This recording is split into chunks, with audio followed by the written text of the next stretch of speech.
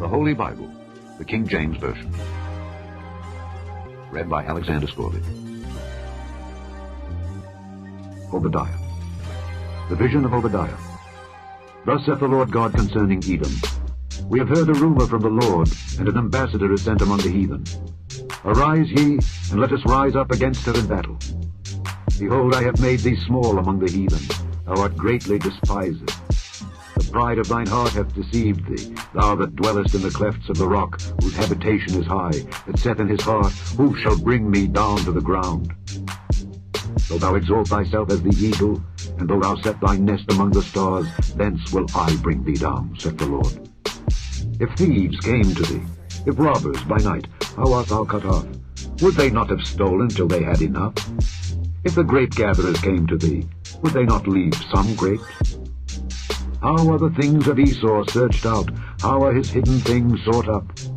All the men of thy confederacy have brought thee even to the border. The men that were at peace with thee have deceived thee and prevailed against thee. They that eat thy bread have laid a wound unto thee. There is none understanding in him. Shall I not in that day, saith the Lord, even destroy the wise men out of Edom, and understanding out of the mount of Esau? And thy mighty men, O Teman, shall be dismayed, to the end that every one of the mount of Esau may be cut off by slaughter. For thy violence against thy brother Jacob, shame shall cover thee, and thou shalt be cut off forever. In the day that thou stoodest on the other side, in the day that the strangers carried away captive his forces, and foreigners entered into his gates, and cast lots upon Jerusalem, even thou wast as one of them. But thou shouldest not have looked on the day of thy brother in the day that he became a stranger, neither shouldest thou have rejoiced over the children of Judah in the day of their destruction, neither shouldest thou have spoken proudly in the day of distress. Thou shouldest not have entered into the gate of my people in the day of their calamity. Yea, thou shouldest not have looked on their affliction in the day of their calamity, nor have laid hands on their substance in the day of their calamity. Neither shouldest thou have stood in the crossway to cut off those of his that did escape.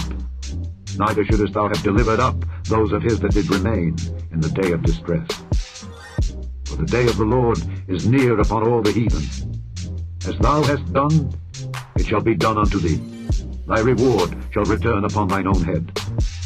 For as ye have drunk upon my holy mountain, so shall all the heathen drink continually. Yea, they shall drink, and they shall swallow down, and they shall be as though they had not been.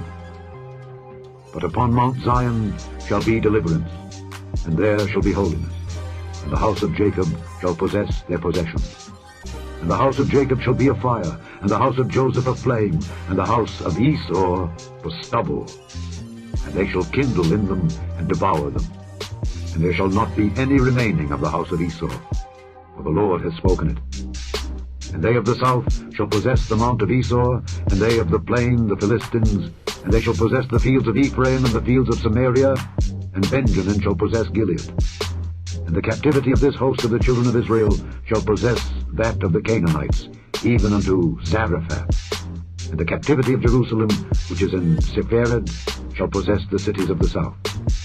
And the Saviors shall come up on Mount Zion to judge the mount of Esau, and the kingdom shall be the Lord's. The end of Obadiah.